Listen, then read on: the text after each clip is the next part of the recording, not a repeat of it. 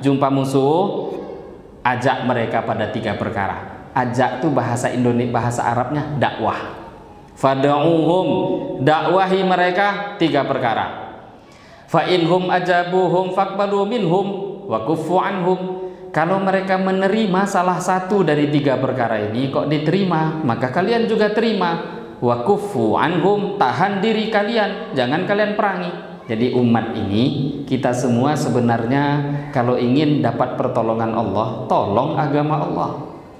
Tolong agama ini. Kuatkan agama, sebarkan agama, sampaikan agama, dakwahkan agama, itu namanya nolong agama Allah. Kalau kita sudah nolong agama Allah, janji Allah pasti pertolongan Allah bersama kita.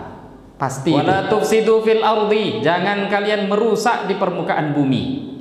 Merusak itu diantaranya nanti hadis setelahnya nerangkan, jangan bakar pokok-pokok kurma, jangan kalian tebang pohon-pohonan. Enggak, ini enggak ajaran agama seperti itu. Datang ke satu tempat habis itu dihancurkan negeri, enggak.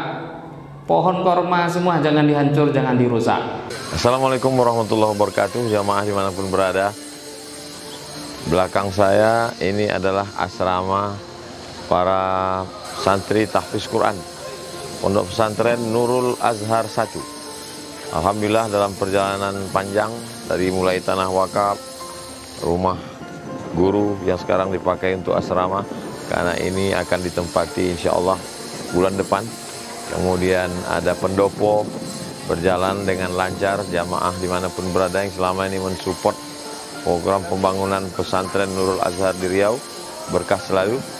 Kita masih akan terus melanjutkan karena mencetak para penghafal Quran, para da'i menuju dakwah, menjadi juru dakwah di berbagai tempat, bilkhusus di Riau. Mari kita support. Manjahaza ghazian, siapa yang menyiapkan alat-alat perang, maka sesungguhnya dia sudah berjihad fisabilillah. Kalau kita bukan da'i, kita bukan penghafal Quran, dengan mensupport pesantren Nurul Azhar, maka kita sudah ikut berperan dalam dakwah. Mari kita bantu, donasi kita salurkan melalui Bank Riau Kepri Syariah, nomornya 82021666661, atau Bank Syariah Indonesia 147 6-nya 7 kali 6666666 atas nama Yayasan Tabung Wakaf Umat. Bank Muamalat 2210 666666 atas nama Yayasan Tabung Wakaf Umat. Jangan lupa sertakan kode transfernya 01 di akhir nominal transfer. Konfirmasi ke nomor 0852 6541 6060. Sekali lagi 0852 6541 6060. Berkah selalu. Assalamualaikum warahmatullahi wabarakatuh.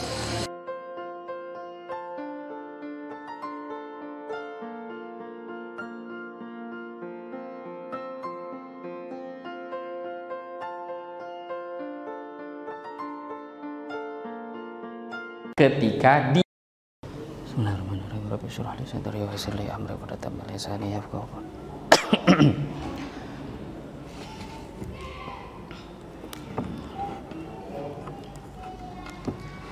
Bismillahirrahmanirrahim. Assalamualaikum warahmatullahi wabarakatuh. Alhamdulillah. Alhamdulillahilladzi amarna bil ittihadi wal wifaq wa nahana 'anil syiqaqi wan nifaq wa nastaghfiruhu wa natubu ilaihi min su'il af'ali wal akhlaq wa nashhadu an la ilaha illallah wahdahu la syarika lah al muhsinur rahimul khallaq wa nashhadu anna sayyidana wa maulana Muhammadan abduhu wa rasuluhul mab'utsu mutammiman bi makarimil akhlaq. Allahumma salli wa sallim ala sayyidina Muhammadin afdhalil khalqi 'alal itlaq wa ala alihi wa ashabihi al-faizina bi nushil ummati fil afaq. Salatan wa salaman daimaini mutalazimaini ila yaumit talaq, amma ba'd. Faqad qala Allah subhanahu wa ta'ala fi kitabihil karim ba'da a'udzu billahi minasy syaithanir rajim. Minal mu'minina rijalun sadaqu ma ahadullaha alaih faminhum man qada nahbahu wa minhum man yantadhir wa ma baddalu tabdila. Shadaqallahul azim. Ruya an Ibnu Mas'ud radhiyallahu anhu annahu qala man kana mustannan falyastanna biman qad mata fa innal hayya la tu'manu alaihi al-fitnah ulaika ashabu Muhammadin sallallahu alaihi wasallam kanu afdhala hadhihi al-ummah abarraha quluban wa a'maqaha ilman wa aqallaha takallufan ikhtarahumullahu li suhbati nabiyhi wa li iqamati dinihi fa'arifu lahum fadlahum wattabi'uhum ala atharihim wa tamassaku bimastata'tum min akhlaqihim wa siyarihim fa innahum kanu 'alal hudal mustaqim. Rawahu Razin rahimahullahu ta'ala. Alhamdulillah, hadirin bapak-bapak, ibu-ibu jemaah salat maghrib yang dimuliakan Allah Subhanahu wa taala. Pertama dan terutama sekali mari kita bersyukur pada Allah Subhanahu wa taala dengan mengucapkan alhamdulillahirabbil alamin. Bersolawat pada Rasulullah sallallahu alaihi wasallam dengan mengucapkan Allahumma sholli ala sayyidina Muhammad wa ala ali sayyidina Muhammad. Hadirin jemaah salat maghrib yang dimuliakan Allah, syukur kita lagi dan lagi pada Allah sampai malam hari ini Allah masih memberikan begitu banyak anugerah karunia pada kita. Terutama Allah masih memberikan anugerah iman, Islam, anugerah taat pada Allah. Kita bisa datang ke masjid ini, tempat yang paling mulia, diberi taufik oleh Allah. Kita ditolong oleh Allah untuk melangkahkan kaki kita sehingga bisa datang ke masjid ini melaksanakan sholat maghrib dengan cara berjamaah. Maka dengan syukur kita lagi dan lagi atas anugerah ini, maka nanti Allah akan istiqomahkan kita di dalam amal agama. Dengan syukur maka Allah akan selalu jaga anugerahnya. Asyukru saydul mafqud. Dengan syukur itu yang tidak ada akan didatangkan oleh Allah. Wa qaydul mawjud. Dengan syukur yang ada akan dijaga oleh Allah Subhanahu wa ta'ala. Hadirin Bapak Ibu jemaah salat maghrib yang dimuliakan Allah, pada kesempatan malam hari ini kita akan melanjutkan kajian kita dari kitab Hayatus Sahabah. Kita akan mendengarkan riwayat hadis-hadis, riwayat-riwayat mengenai kehidupan Nabi dan para sahabat radhiyallahu ta'ala anhum ajma'in. Karena kita tahu bahwa kita ingin mencari contoh hidup. Karena di kalangan umat Islam zaman ini banyak yang kehilangan contoh hidup. Padahal kita sudah diberi oleh Allah contoh hidup yang memang orang-orang ini sudah diridhoi oleh Allah. Sudah Allah ridho pada mereka. Masih hidup saja mereka di dunia, mereka sudah diridhoi oleh Allah. Siapa? Para sahabat radhiyallahu taala anhum. Nah, sahabat ini tidak akan mungkin kita bisa meniru kalau kita nggak tahu kehidupan mereka. Lah, kitab ini menceritakan tentang kehidupan para sahabat radhiyallahu taala anhum ajma'in. Ini masih dalam babul awal, bab yang pertama, masih di awal kitab. Ini kitab ada 4 jilid tebal. Ini masih jilid pertama. Kita lanjutkan dengan judul Da'watus Sahabah. Bismillahirrahmanirrahim. Qala al-musannif rahimahullahu taala nafa'anallahu bihi wa bi'ulumihi fid dharain. Wa bi sanadinal muttasil ilal musannif qala da'watus sahabah radhiyallahu anhum ila Allah ta'ala wa rasulihi sallallahu alaihi wasallam fil qital fi ahdi Abi Bakrin radhiyallahu anhu wa wasiyatu Abi Bakrin radhiyallahu anhu al umara bidzalik amru Abi Bakrin radhiyallahu anhu umara'uhu bid-da'wah hina ba'athahul junud nahwa Syam. Dakwahnya para sahabat mengajak manusia pada Allah, itu dakwah mengajaknya para sahabat kepada Allah, dan mereka juga mengajak manusia untuk mengikuti Rasulullah. Dakwahnya fil qital, dalam pertempuran. Jadi dalam peperangan pun, tahu kita peperangan itu isinya berkecamuknya perang. Kalau nggak membunuh ya dibunuh, itu isinya perang. Sampai zaman sekarang begitu. Dunia ini sampai sekarang masih ada saja peperangan. Lah, sahabat Nabi dulu juga ada namanya qital, peperangan, pertempuran. Tapi Maksud tujuan peperangan, pertempuran, jihad yang dibuat di dalam Islam ini sahabat dan Nabi mengajarkan. Di kisah-kisah sebelumnya sudah kita dengar bahwa tujuannya adalah dakwah ilallah, mengajak manusia untuk taat pada Allah, nggak ada selain itu. Maka walaupun dalam peperangan pun dakwah mereka, karena tujuan bukan membunuh.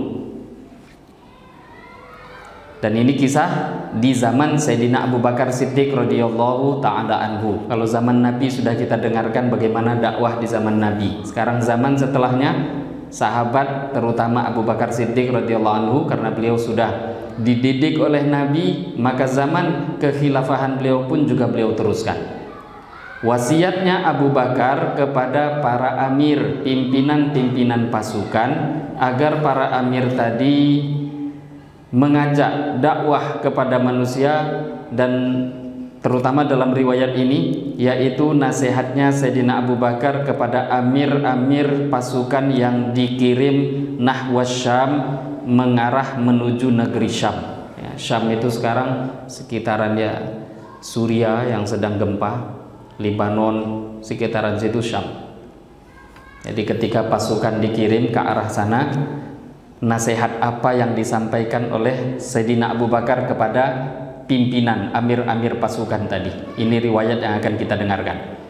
Akhrajal Baihaqi, Imam Baihaqi telah meriwayatkan, wa Ibnu Asakir dan Ibnu Asakir an Sa'id bin al-Musayyab, daripada Sa'id ibn al-Musayyab, anna Abu Bakrin, sesungguhnya Sayyidina Abu Bakar Siddiq radhiyallahu ta'ala anhu, lamma ba'athal junud nahwa Syam, ketika beliau mengirim pasukan ke arah Syam, Ammar Yazid bin Abi Sufyan wa Amr bin al-As wa Syurahbil bin Hasanah, maka beliau telah menunjuk 3 orang jadi pimpinan, yaitu Yazid bin Abi Sufyan, Amr ibn al-As, Syurahbil ibn Hasanah. Walamma raqibu, ketika mereka pasukan, paling tidak di sini yang diajak bicara 3 orang tadi, ketika pimpinan-pimpinan pasukan tadi menunggang kendaraan, masya Abu Bakrin, maka Abu Bakar berjalan kaki ma'a umara'i junudihi, berjalan kaki menemani amir-amir pasukan yang diberangkatkan tadi. Amir pasukannya naik kuda, naik kendaraan, Sayyidina Abu Bakar jalan kaki di samping. Padahal khalifahnya siapa? Sayyidina Abu Bakar. Yuwaddi'uhum, beliau memberikan kata-kata nasihat perpisahan, hatta balagha thaniyatul wada', sehingga beliau pun sampai di thaniyatul wada', satu tempat di ujung Madinah, biasa untuk tempat melepaskan orang-orang yang bepergian. Faqalu, kemudian amir-amir pasukan tadi, pimpinan yang ditunjuk tadi, mereka mengatakan, ya khalifata Rasulillah, wahai khalifahnya Rasulullah, tamshi wa nahnu rukban, Tuhan jalan kaki sedangkan kami sekarang naik kendaraan ini, nunggang kuda, Tuhan malah jalan kaki. Faqala, maka Sayyidina Abu Bakar menjawab, inni ahtasibu khutaya hadhihi fi sabilillah, saya berharap langkah kaki saya sekarang ini dihitung fi sabilillah. Kalian berangkat fi sabilillah, saya akan nunggu di sini di Madinah, tapi dengan saya menemani kalian, walaupun gak ikut berangkat, saya berharap langkah kaki ini pun juga dihitung fi sabilillah. Man jahaza ghaziyan faqad ghaza, siapa yang menyiapkan pasukan yang berjihad di jalan Allah, maka dia dihitung fi sabilillah juga. Maka agama ini begitu banyak lahan-lahan pahala sebenarnya. Kadang kita nggak mampu, maka bantu orang yang mampu. Itu agama. Kita nggak mampu, kadang bantu yang mampu. Terkadangan dalam satu hadis ada orang yang dimasukkan ke dalam surga, 3 orang dimasukkan dalam surga asbab satu perkara. Gara-gara satu sedekah, 3 yang masuk surga. Sedekahnya 1 padahal, yaitu suami yang memberikan nafkah, istri yang memasak, pembantu yang mengantarkan makanan. Sedekahnya 1, tapi yang dimasukkan surga 3. Suami yang punya, yang menafkahi kan, kemudian istri yang masakkan, pembantu yang mengantarkan. Nah sekarang Nggak ada alasan orang itu harus kaya dulu baru bisa amal, atau harus punya dulu bisa amal, harus begini dulu. Nggak. Apapun sudah Allah beri kita itu kesempatan di posisi manapun. Yang penting kita ambil andil. Ada andil di mana kemampuan kita, akan ada ladang-ladang pahala dimanapun. Sayyidina Abu Bakar nggak ikut beliau dalam pasukan ini, tapi beliau yang mengantarkan, diberi nasihat, kemudian sampai beliau yang jalan kaki, kemudian amir-amirnya yang naik kendaraan. Apa ada presiden yang zaman sekarang begitu? Tentu harusnya lebih tinggi lah kendaraannya. Kalau dulu enggak, khalifah jalan kaki, amir pasukannya yang naik kendaraan. Sampai saking malunya amir pasukan mengatakan, ya wahai khalifahnya Rasulullah, bagaimana ini tuan jalan kaki, kami naik kendaraan. Maka beliau katakan, aku ingin jalan kakiku ini pun dihitung fisabilillah. Baru kemudian beliau memberikan nasihat, faqatilu man kafara billah fa innallaha nasiru dinihi. Faqatilu, perangilah, man kafara, orang yang ingkar billahi kepada Allah, fa innallaha, karena sesungguhnya Allah, nasiru dinihi, menolong agamanya. Perangi orang yang memerangi agama Allah. Jadi kalau ini bahasanya kafir pun kafir harbi. Kafir harbi itu mau nggak mau memang kafir harbi itu kafir yang memusuhi Islam. Kalau kita nggak memerangi mereka, mereka pasti merangi kita. Itu kafir harbi. Ada lagi nanti namanya kafir dhimmi.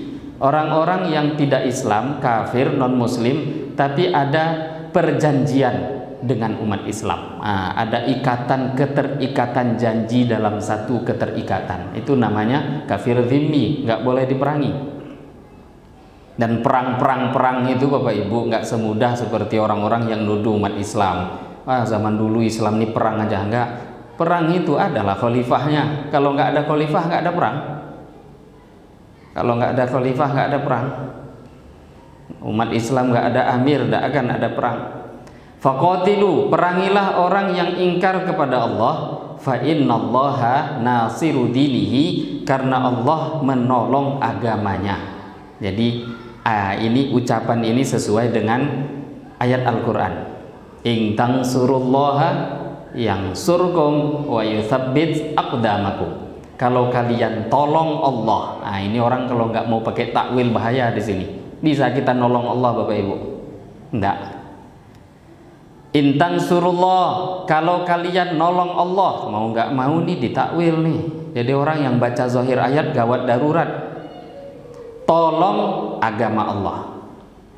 Allah nggak butuh pertolongan. Kalau kita punya Tuhan butuh ditolong, ngapain punya Tuhan seperti itu? Agama Allah tolong agama Allah, yang surkum, maka nanti Allah akan tolong kalian. Jadi umat ini, kita semua sebenarnya kalau ingin dapat pertolongan Allah, tolong agama Allah. Tolong agama ini, kuatkan agama, sebarkan agama, sampaikan agama, dakwahkan agama. Itu namanya nolong agama Allah. Kalau kita sudah nolong agama Allah, janji Allah pasti pertolongan Allah bersama kita, pasti itu. Tapi kalau kita ini nggak ditolong oleh Allah, umat ini terutama, kadang kita bertanya-tanya, kenapa umat Islam ini sekarang nggak ditolong Allah? Umat Islam itu yang pertama ini bukan kita Bapak Ibu. Sebelum kita itu dulu sudah ada umat Islam. Bani Israel itu Islam, umatnya Nabi Isa itu Islam. Nah, ini kan bahasa yang jarang-jarang didengar. Katanya Islam itu di bawah Nabi Muhammad. Enggak, sebelum Nabi Muhammad ada Islam. Yang beda itu cuma syariat aja. Tuhan kita sama, tauhidnya sama, yang beda cuma syariat. Islam semua itu. Nabi Ibrahim Islam, Nabi Musa Islam, Nabi Isa Islam, Nabi Muhammad Islam, agama sama. Mereka itu juga dulu, Bani Israel itu contohnya, contoh kaum yang dulu nggak ditolong Allah. Masalahnya Bani Israel ninggalkan agama. Ketika Bani Israel ninggalkan agama, dihinakan oleh Allah waktu itu, dikirim Fir'aun untuk menghinakan Bani Israel. Maka untuk memuliakan Bani Israel bagaimana caranya? Apakah waktu itu Allah kirim persenjataan? Enggak. Allah kirim Nabi Musa pada Nabi Israel, pada Bani Israel. Untuk apa? Dakwah. Dikirim Nabi Musa, Nabi Harun untuk dakwah. Lah akhirnya ketika Nabi Musa, Nabi Harun ada di kalangan Bani Israel mulai ngamalkan agama. Ketika Bani Israel mulai ngamalkan agama itu nolong agama Allah. Akhirnya Allah baru tolong mereka. Jadi pertolongan Allah tuh disertai ketika manusia umat ini mau mengamalkan agama, baru Allah tolong. Padahal kalau kita baca sejarah Bani Israel, Fir'aun itu apa kurangnya coba Bapak Ibu? Senjatanya tuh paling hebat zaman dialah paling hebat. Bangunannya paling hebat ya Fir'aun lah. Saking hebatnya Fir'aun itu bangunannya itu Bapak Ibu, itu sisa bangunannya sampai sekarang masih kokoh. Di Mesir itu ada daerah namanya Luxor. Pergi ke sana tengok bangunan Fir'aun masih ada. Pernah Bapak Ibu jumpa bangunannya Nabi Musa? Nggak ada. Yang ada bangunan Fir'aun. Nabi Musa nggak terlalu banyak bangun waktu itu. Yang bangun Fir'aun. Tapi ketika mereka membangun sibuk dunia dengan persenjataan, maka Allah firmankan ketika Bani Israel taat, wa awrathnaha qauman akharin. Sibuk Fir'aun bangun. Ketika Fir'aun dihancurkan, kata Allah, aku wariskan semuanya itu kepada kaum yang lain. Untuk kalian Bani Israel. Kan itu ceritanya. Memang orang tuh bangun, orang tuh buat warisan dikasih ke orang Islam. Seperti itu dari dulu. Maka dakwah ini sudah menjadi ciri khas generasi ke generasi umat Islam dari zaman dulu untuk mendatangkan pertolongan Allah. Itu yang diingatkan oleh Sayyidina Abu Bakar Siddiq radhiyallahu taala anhu kepada amir pasukan yang dikirim ini. Fa innallaha nasiru dinihi. Allah menolong orang yang menolong agamanya.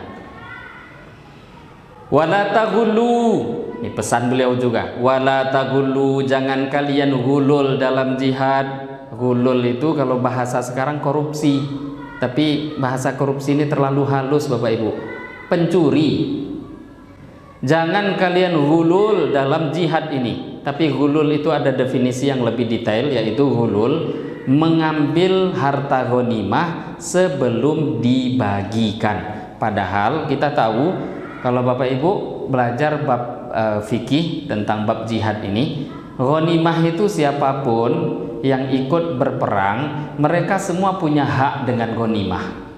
Lah, walaupun punya hak, nggak boleh ngambil kalau belum dibagi. Jadi bukan berarti punya hak terus boleh ngambil. Kalau zaman sekarang contoh-contoh gulul tuh hari raya korban tuh Bapak Ibu, bahaya kan? Belum lagi dibagi daging diambiaknya surang, gulul itu. Dan itu mencuri. Kan saya juga punya hak. Hak Anda ketika dibagi. Kalau belum dibagi itu gulul namanya. Tapi kalau sudah dibagi, hak kita, walaupun nanti akan memiliki bahagian. Sama dengan orang yang dalam peperangan itu, ghanimah. Dia menang, dapat, iya nanti dibagi. Coba kalau dibolehkan semua orang ngambil, apa ndak pecakak saja semuanya. Sama, kalau nggak ada aturan itu dalam korban, oh semua boleh ambil karena kalian punya hak. Hancur dunia masjid kita ini. Bagi-baginya nggak jelas. Harus ada. Kalau diambil sebelum membagi, gulul. Gulul itu ya mencuri, walaupun dia ada hak sebenarnya, tapi punya hak yang benar, yang pas haknya dia ketika diambilkan, diberi pada dia. Itu namanya dibagi. Maka pesan beliau, wala taghullu, walaupun kalian jihad fisabilillah kok gulul, nggak ditolong Allah. Maka pesan-pesan ini namanya bayan hidayah. Beliau menjelaskan petunjuk kerja ketika jihad. Wala taqdiru, jangan kalian menipu.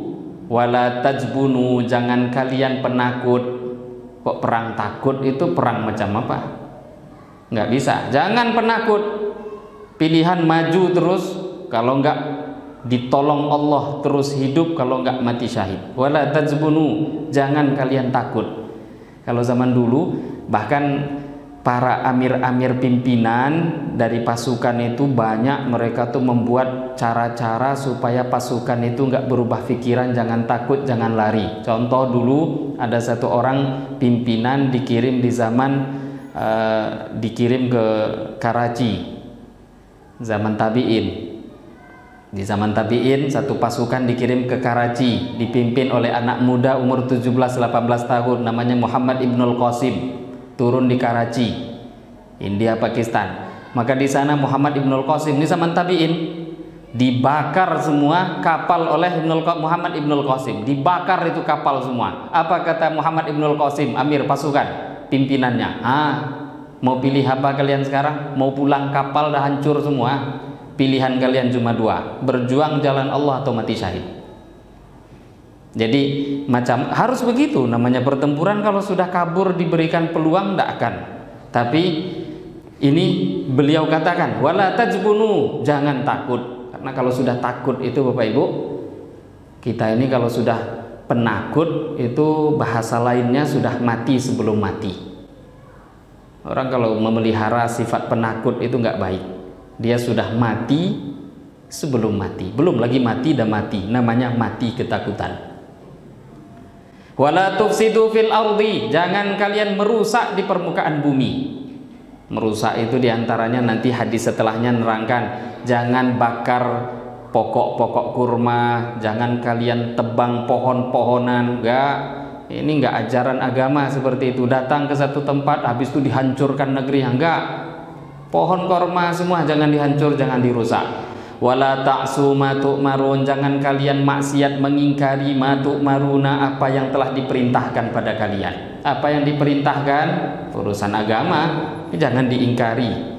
Fa idza laqitumul aduwa minal musyrikin, kalau nanti kalian sudah berjumpa dengan musuh-musuh dari kalangan orang musyrikin, insyaallah fad'uhum ila thalath. Ini pesan beliau, jumpa nanti di medan pertempuran dengan musuh-musuh kalian, fad'uhum ila thalath, dakwah pada mereka 3 perkara. Ada di sini ucapan beliau, jumpa musuh tembak, bunuh, penggal, pancung dak. Jumpa musuh ajak mereka pada 3 perkara. Ajak itu bahasa Indonesia, bahasa Arabnya dakwah.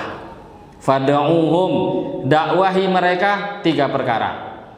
Fa inhum ajabuhum faqbalu minhum wa kuffu anhum. Kalau mereka menerima salah satu dari 3 perkara ini, kok diterima, maka kalian juga terima. Wa kuffu anhum, tahan diri kalian, jangan kalian perangi. Ud'uhum ilal Islam fa inhum ajabukum, yang pertama ajak mereka masuk Islam. Fa inhum ajabukum, kalau mereka menerimanya, faqbalu minhum, maka kalian terimalah keislamannya. Wa kuffu anhum, kalian tahan diri kalian, jangan sakiti mereka. Tsumma du'uhum, dan kemudian ajak lagi mereka kalau sudah mau masuk Islam, ila tahawul min darihim ila daril muhajirin. Ajak mereka, ayo gabung, silahkan hijrah ke Madinah. Karena waktu itu anjuran hijrah sangat dianjurkan. Hijrah ke Madinah. Fa inhum fa'alu fa akhbiruhum anna lahum mithla ma lil muhajirin wa alaihim ma 'alal muhajirin. Kalau mereka mau hijrah, beritahu kalian akan mendapatkan apa-apa yang didapatkan oleh orang muhajirin. Kewajiban-kewajiban yang diwajibkan pada muhajirin juga diwajibkan pada kalian. Nah, kalian jadi orang muhajirin nanti. Wa inhum dakhalu fil Islam waqtaru darahum ala daril muhajirin. Kalau mereka mau masuk Islam tapi mereka enggak mau hijrah, tetap mau tinggal di kampung mereka, fa akhbiruhum annahum ka'arabil muslimin. Beritahu mereka kalau mereka itu tetap seperti dianggap orang-orang Islam yang berada di pegunungan. Maknanya orang-orang dusunnya orang Islam. Yajri alaihim hukmullah, tetap wajib mereka menjalankan fardu-fardu yang Allah perintahkan. Walaysa lahum fil fai' wal ghanaim syai'un hatta yujahidu ma'al muslimin. Tapi karena mereka enggak mau bergabung dengan orang-orang muhajirin, enggak mau hijrah, maka tentu fai' ghanimah itu enggak akan mereka dapatkan kecuali mereka ikut bergabung berjihad bersama orang Islam. Fa inhum abau ayyadkhulu fil Islam. Ini tawaran pertama, ajak dakwahi mereka masuk Islam. Jadi dulu Nabi dan sahabat itu haris, keinginan mereka itu orang-orang selamat. Jadi Islam itu bukan mau membunuh, memerangi, tidak. Coba Bapak Ibu, orang itu kalau nggak kenal Allah, kalau nggak kenal dengan Rasulullah, nggak beriman dengan Allah, itu walaupun perjalanan hidup dia ini seperti nikmat, jadi orang kaya, jadi orang hebat sekalipun, hakikatnya itu kehidupan dia mengerikan. Bagaimana nggak mengerikan? Perjalanan orang yang nggak kenal Allah itu kan perjalanan menuju neraka. Maka seperti apapun indahnya, kalau ujungnya neraka kan nggak indah. Maka itu yang dibayangkan oleh Nabi. Sehingga Nabi selalu ajak orang untuk masuk surga. Itu aja, nggak ada yang lain. Dan Islamnya agama dakwah. Yang termasuk agama dakwah itu Nasrani. Islamnya agama dakwah. Kita ingin kebaikan untuk orang lain, itu yang diajarkan Nabi. Maka tawaran pertama, masuk Islam. Kalau nggak mau juga, diajak surga, nggak mau. Fa'in abau. Fa'inhum abau, kalau mereka enggan, nggak mau masuk ayyadkhulu fil Islam, tidak mau, enggan masuk Islam, fad'uhum ilal jizyah, maka suruh mereka bayar jizyah. Jizyah itu pajak. Janji damai dengan orang Islam, karena kalau nggak damai berarti kalian merangi kami orang Islam, kan itu pilihannya dulu. Kalau nggak mau berarti kan ngajak perang, kan mereka akan menyerang. Ya kalau nggak nyerang, waktu itu kita tahu Romawi, Persia, kenapa kok sampai bisa menguasai dunia? Karena mereka juga memerangi orang waktu itu. Kalau nggak diperangi mana ada daerah kekuasaan? Sampai kita pun Indonesia habis dijajah 350 tahun. Kalau waktu itu nggak ada cerita diperang, dia ya nggak akan merdeka-merdeka. Jadi kalau mereka waktu itu nggak mau terima tawaran Islam, maka janji damai. Tapi janji damainya tentu kalian ngaku kalian yang menjadi orang yang ikut orang Islam, bayar pajak. Nah, pajak ini wajib untuk orang-orang non-muslim zaman itu, dan ini menjadi hal yang biasa jadi senjata oleh orang-orang non-muslim, bahkan orang Islam sendiri yang salah paham dengan hal yang diajarkan dalam agama ini. Oh, tengok, orang Islam itu jahat itu. Kalau memang mereka jadi pimpinan, nanti kita yang disuruh bayar pajak. Mereka nggak ada orang Islam bayar pajak itu. Yang diwajibkan cuma orang-orang kita aja yang tidak Islam, kata mereka begitu. Padahal Bapak Ibu, wajar non-muslim diwajibkan pajak di zaman Nabi, zaman Khalifah, diwajibkan pajak. Karena kenapa kok orang Islam tidak wajib pajak? Karena orang Islam punya kewajiban lebih besar dari pajak, namanya zakat. Zakat itu lebih besar daripada pajak. Zakat wajib untuk orang Islam, karena ada kewajiban yang lebih besar namanya zakat. Ya tentulah orang-orang kafir non-muslim kan nggak wajib bayar zakat, mereka nggak ada zakat. Lah jadi bayar pajak. Lah sekarang karena orang Islam disuruh bayar pajak juga, akhirnya orang Islam nggak mau bayar zakat. Kan itu resikonya zaman ini. Padahal zakat itu jauh lebih besar penghasilannya. Beberapa survei itu mengatakan di Indonesia ini potensi zakat tuh luar biasa, triliunan.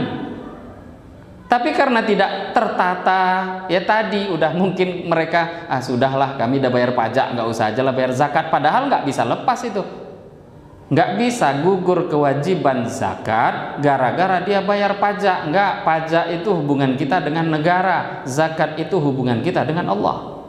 Nggak bisa dikatakan kalau sudah bayar pajak gugur zakatnya, enggak. Tapi aslinya dalam hukum Islam, orang Islam nggak bayar pajak karena orang Islam membayar hal yang jauh lebih besar daripada pajak, namanya zakat. Dan nggak ada ceritanya pemutihan zakat, Bapak Ibu. Zakat itu dimaafkan tuh nggak bisa. Kalau pajak bisa.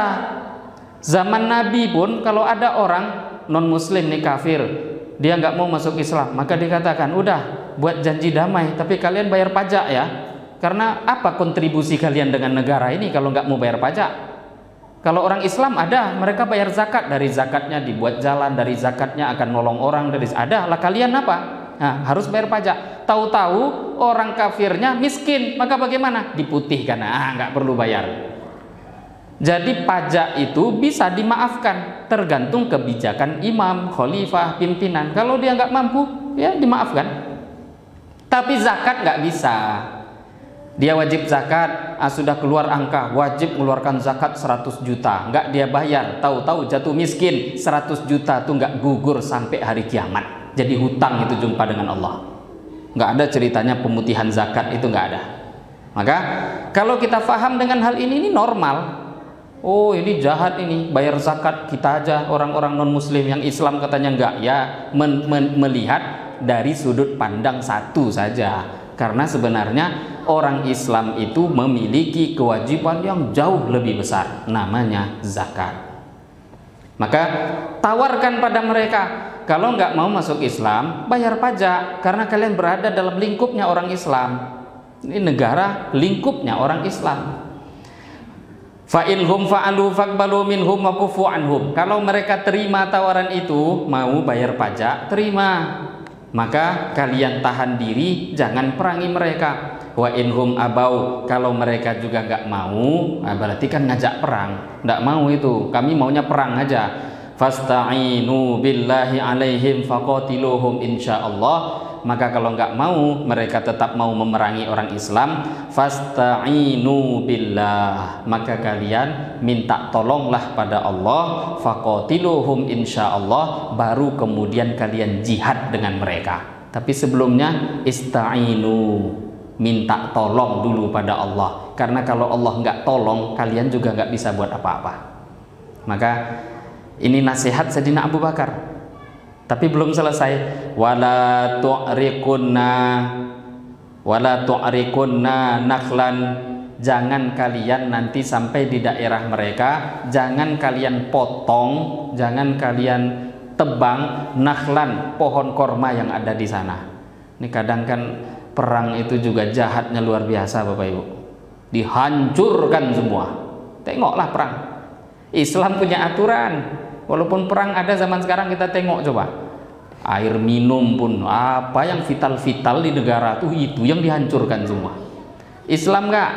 Makanan pokok mereka, tumbuhan, tanaman jangan diganggu. Wala tu'kiranna nakhlan, jangan kalian potong itu pokok kurma. Wala tuhrikunnaha, jangan kalian bakar juga pokok kurma. Wala ta'kirul bahimah, jangan kalian bunuh hewan-hewan ternak yang ada. Ya, kadang perang ini hancur di mana-mana. Tapi Islam nggak punya aturan. Binatang tuh nggak salah, jangan dibunuh. Pohon korma kalau kita ya tentu padi di sini kan, jangan dihancurkan padinya, jangan dihancurkan pokok kurmanya. Wala syajarata thamarin, jangan pula kalian hancurkan pohon-pohon yang ada buahnya. Kemudian beliau lanjutkan, wala tahdimu bi'atan, wala tahdimu, jangan kalian robohkan bi'atan, gereja. Bi'ah ini sebenarnya bukan cuma gereja ya, al-ma'bad lin nasara wal yahud, karena agama yang nampak besar itu kan dulu Nasrani, Yahudi. Maka di sini Sayyidina Abu Bakar pesankan wala tahdimu bi'ah, jangan kalian hancurkan gereja. Waktu perang aja gereja nggak dihancurkan. Lah ini nggak perang gereja dihancurkannya. Perang pun nggak boleh. Kuil, gereja, apapun tempat-tempat ibadah jangan dihancurkan. Wala taqtulul wildan, jangan bunuh anak kecil. Wala syuyukh, jangan juga kalian bunuh orang-orang yang tua. Anak kecil nggak ikut perang, orang tua nggak ikut perang, jangan diperangi. Lah tapi kalau anak kecil ikut perang, udah tua bangka ikut pula dia dalam pasukan, itu resiko dia. Tapi anak kecil, orang tua umumnya nggak akan ikut perang gitu. Walan nisaa, dan jangan pula perempuan, umumnya perempuan nggak perang. Tapi kalau perempuan ada dalam pasukan perang angkat senjata, itu resiko dia. Wasatajiduna aqwaman habasu anfusahum fis sawami', kata Sayyidina Abu Bakar, dan kalian akan menjumpai nanti aqwaman, beberapa orang, habasu yang mereka menahan anfusahum, diri mereka, fis sawami', di tempat-tempat ibadah mereka. Nah, ini ada rahib-rahib, ada orang-orang ahli ibadah yang biasanya tuh berada di tempat ibadahnya. Maka fada'uhum wa ma habasu anfusahum lahu, tahan diri kalian, biarkan mereka, jangan kalian ganggu orang itu.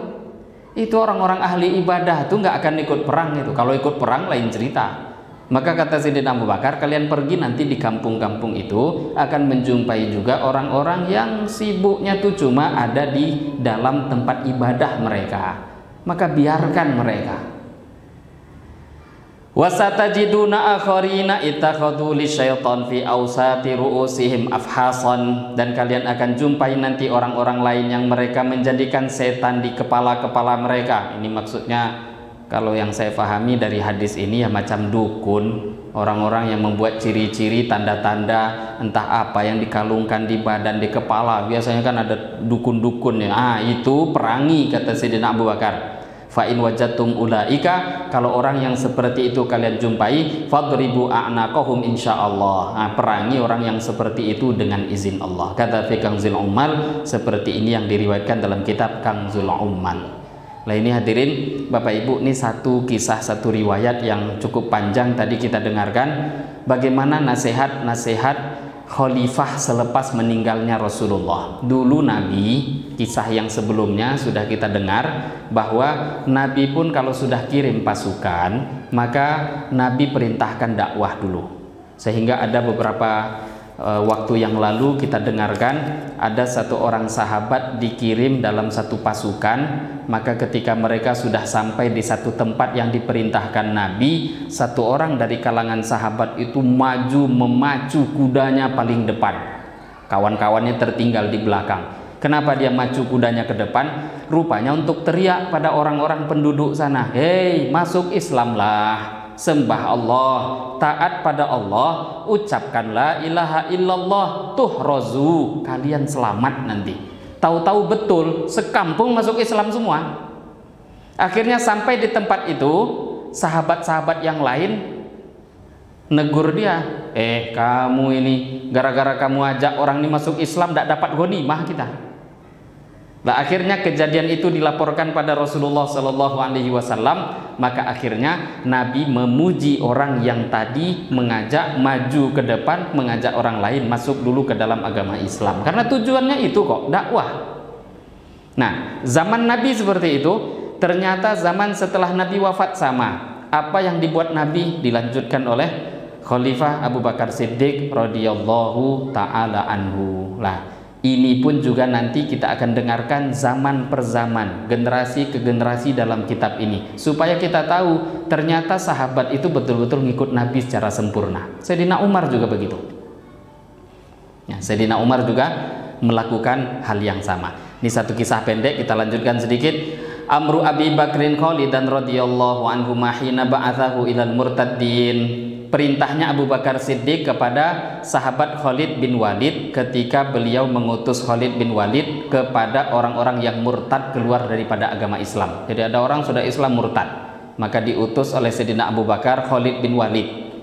Akhrajal Baihaqi, Imam Baihaqi meriwayatkan an Urwata daripada Urwah, anna Abu Bakrin Siddiq, sesungguhnya sahabat Abu Bakar Siddiq radhiyallahu anhu amara Khalid bin Walid, memerintahkan Khalid bin Walid radhiyallahu anhu hina ba'athahu ila man irtadda minal Arab, mengutusnya kepada orang-orang yang murtad di kalangan orang-orang Arab, ayyada'uwahum bidi'ayatil Islam. Pertama, ajak mereka kembali pada Islam, dakwah. Jadi dakwah dulu walaupun murtad. Wa yubayyinahum billadzi lahum fihi wa 'alaihim wa yahrisu 'ala hudahum. Terangkan pada mereka tentang Islam, mungkin belum paham itu orang. Dan wa yahrisu 'ala hudahum, harus ada rasa keinginan kuat agar orang-orang itu masuk Islam. Itu kata Sayyidina Abu Bakar. Jadi bukan sekedar ngajak. Kadang kita ini ngajak, tapi kita tuh nggak terlalu pengen orang tuh ngikut. Enggak, dalam Islam nggak begitu. Ngajak tuh harus ada keinginan kuat orang tuh ngikut. Jadi kita tuh semangat, macam guru, bukan cuma sekedar ngajar, tapi ada kesemangatan murid. Faman ajabahu minan nas kullihim ahmarihim wa aswadihim kana yakbalu dzalika minhu. Kalaupun di antara mereka entah orang Arab luar Arab yang murtad tadi kok menerima, mau masuk Islam lagi, terima, kata Sayyidina Abu Bakar. bi annahu innama yuqatilu man kafara billah, karena yang diperangi itu hanya orang yang betul-betul memerangi agama Allah.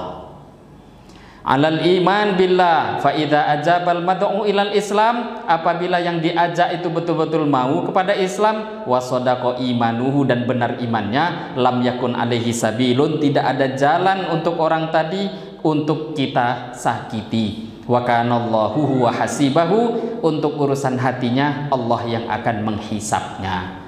Ya kalau dia bohong jadi orang munafik, masuk Islam atau apa, ya sudah, urusan hati bukan urusan kita. Zohir saja, zohir tadi orang tadi nggak memerangi Islam, selesai. Tapi kalau secara zohir dia memerangi Islam, itu yang diurus. Tapi kalau secara zohirnya sudah mau berbuat baik pada kita, kenapa kita musuhi dia?